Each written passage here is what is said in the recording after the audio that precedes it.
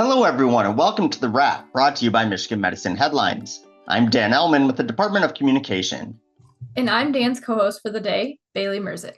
Today, we're going to welcome in Chief Medical Officer Hitinder Gurm, who will discuss his role in the BMC2 Cardiovascular Consortium, an award-winning quality initiative helping patients across Michigan. All right, now before we get into that, help yourself by checking out any previous episodes of The Wrap you may have missed. You can find the shows on iTunes, Stitcher, Google Play, or any other podcast hosting platform.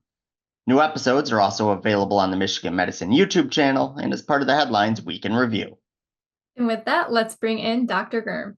Dr. Gurm, thank you so much for joining us today. Pleasure's all mine. Thank you for having me. Yeah, absolutely. First, can you tell people about your role at Michigan Medicine in general, and then more specifically, your role with the BMC2 Cardiovascular Consortium? Thank you, Dan. I've been at the University of Michigan since 2005 as an interventional cardiologist. And over the years, I've taken on different responsibilities serving the organization. And currently, I'm the Chief Medical Officer for a health system. My role with BMC2 Collaborative started in 2009, and I've been directing that collaborative since then. This collaborative is a collaboration of all hospitals in the state of Michigan that perform different cardiovascular procedures, working together to enhance the quality of care, improving safety and appropriateness, and ensuring the patients have the best possible outcome. So we have a lot of acronyms that we kind of know around here. So what does BMC2 exactly stand for? What is it? So BMC2 stands for Blue Cross Blue Shield of Michigan Cardiovascular Consortium. So Blue Cross Blue Shield of Michigan because they fund the collaborative, but they actually allow the collaborative to pick on the quality initiatives. They do not see individual provider level, patient level data. And what they're interested in is essentially ensuring that the collaborative is focused on improving quality, improving outcomes, and serving the patients across Michigan. All right, so we know what it is and what its goals are. How exactly does it work? It works by sharing data, sharing best practices, challenging each other to raise the bar, and then learning from those who are doing well. There is this transparency and a culture of sharing that exists in Michigan that I haven't come across really anywhere else. And I was quite surprised when I came here, organizations that were sort of natural competitors working together to say, how can we serve our patients better? And truly looking at hard outcomes. What is the mortality rate? What is the complication rate of common procedures? And say what it is that we can do to help bring them down lower and lower and lower. And what was considered acceptable, the collaborative would pick and say, we want to be, as a state, in the top quartile among how the institutions were performing. And once we got to that, then we wanted to move the bar further to say we want to be in the next quartile. So that has been the consistent story. And their goal is always to look at what is the new science and how can we be providing that care efficiently, safely, and consistently across the entire state. So what specifically makes this consortium unique? What makes it unique is that culture of collaboration that exists. We have, now, to be honest, the state of Michigan has 22 such CQIs. BMC2 is the first and the longest standing one. So this was the sort of the first collaborative that was funded by Blue Cross, and the success of this collaborative then led them to fund other collaboratives. And this culture of partnership and collaboration that exists in Michigan is unique. No other state has this degree of a community collaboration that is purely focused on enhancing the quality. Now, it is partly driven by this long-standing history. It's partly driven by the funding from Blue Cross that allows, it facilitates those conversations. And it's also the central role that I believe the University of Michigan has played in promoting quality and being focused not just on our patients, but on the entire patients in the state of Michigan whom we serve. Yeah, I love that. So it sort of was a trendsetter, right? By seeing the success that BMC2 had, it sort of spurred other consortiums to get created. Absolutely. And also these consortiums challenge each other and they collaborate with each other. So we've done work with other collaboratives. We worked with the MSD-CVS, which is the Cardiac Surgery Collaborative, very closely because cardiologists and cardiac surgeons often collaborate together. We also work with the MVC collaborative. And then, we are really interested in obesity, which is, and health disparities. So there are collaboratives that are focused on that. And we're working with those to ensure that we can learn from their specific knowledge and then apply it to our patients. And that kind of a cross collaborative collaboration it makes the work richer and more impactful. I love that. Now, at the top of the show, we referred to the consortium as award-winning. I know that there have been some recent recognitions that it's received. Can you talk a little bit about those honors? We were very fortunate. This year we got 2 honors.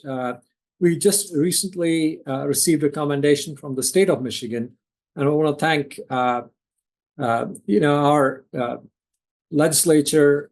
We recognize the great work that BMC2 has been doing. They recognized us by recognizing the collaboration and the innovation that exists in BMC2. So that was number one.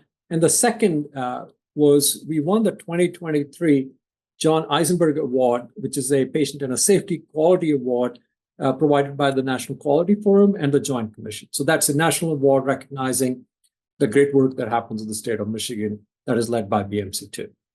Yeah, so these awards have, got to make you look forward, I think, to what's happening in the future. So what would you say excites you the most about the future of BMC2?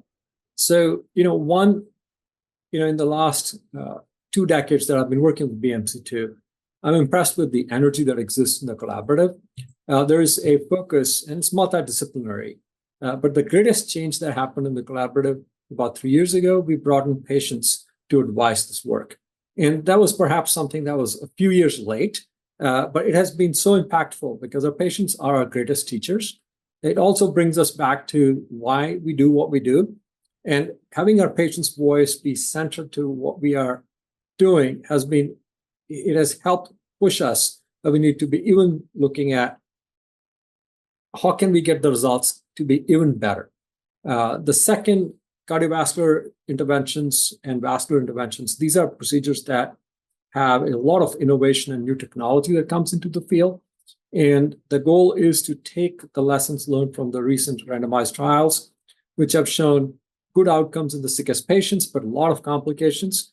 How do we take those lessons to demonstrate the same kind of outcomes or better, but without those complications? So there is that energy that exists on how do we take and do better with respect to the sickest patients in the state of Michigan. I love it. Well, I look forward to seeing the results of all the work that's going into this. I think it's really exciting. And, it's been a trendsetter already, but I think that, when you find best practices through this consortium, I think it can spread across the health system and across the state, as you've mentioned, and the future of healthcare is looking bright. So thank you so much, Dr. Gurm, for sharing all this exciting information about BMC2. If you want to learn more about the consortium, you can go to mmheadlines.org. That's mmheadlines.org. Okay, now it's time for the lightning round when we will ask Dr. Gurm 4 questions he hasn't seen before. Are you ready to go? Of course. All right, you're excited for this. Now, we asked you what you were most excited about when it came to BMC2, but what are you most excited about for the future as in your role as Chief Medical Officer at U of M Health? I believe we have to be on this journey to be the safest health system in the world.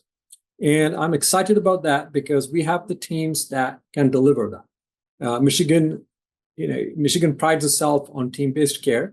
We have teams that really have the desire to be the best and to have the skills to be the best in the world. And together, we have to push ourselves so that we are providing our patients the safest, highest quality care. And that is for not just what happens here in Ann Arbor, but for a whole system. So my dream is that we'll be on this consistent journey to be the safest health system in the world. Okay, next, it is Mental Health Awareness Month. What is your favorite thing to do once you're done with work for the day in order to relax and to protect your mental health? Walk my dog, or rather, dog walks me.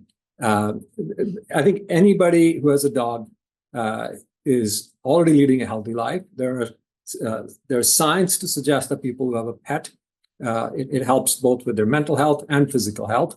A dog that forces you to walk adds to your cardiovascular health. So if I may, if you're not a dog lover, you should reconsider that.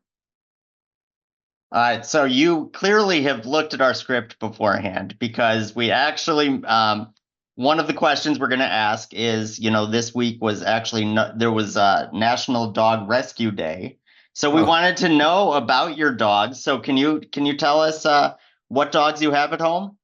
Well, I have only one dog now. His name is Tux, and he is a black mini poodle. He was supposed to be mini, but he is a little overweight. So not the healthiest statement for a cardiologist's dog, but I spoil.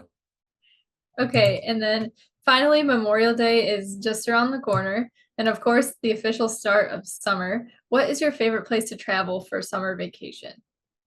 Oh, there are so many places in Michigan that I like to visit. My favorite one, I would say, is Frankfort, Michigan, which is a small town on Lake Michigan. And I'd love to visit that. Sounds great. Well, thank you so much for playing along, Dr. Gurm. I really appreciate your insight during the lightning round, and of course, all of the information about BMC2. If you want to learn more about that consortium, go to mmheadlines.org. That's mmheadlines.org. And while you're there, you can check out other featured stories from this week, including a look at the results of the Vital Voices Faculty and Staff Engagement Survey and resources available to help you process grief in the workplace. You can find all that and more at mmheadlines.org.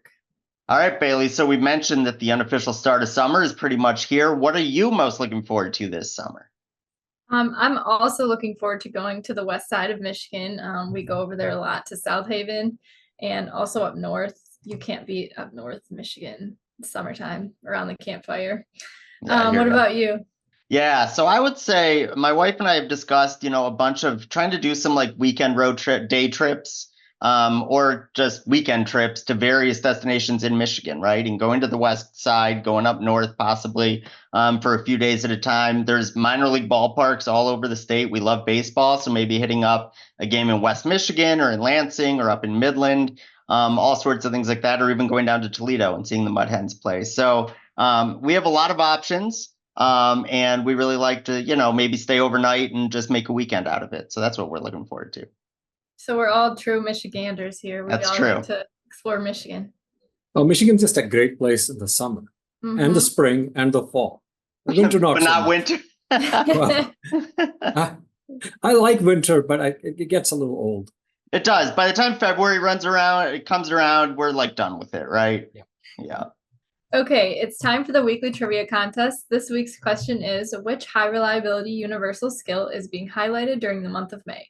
Once again, which high reliability universal skill is being highlighted during the month of May? You can find the answer on Headlines, and once you know it, you can send it to headlines@med.umich.edu for the chance to win a prize. All right, that's all the time we have for today. Thanks so much to Dr. Gurm for joining us, and thank you, as always, to all of our listeners and viewers for everything you do for patients, families, and each other. We'll see you next time.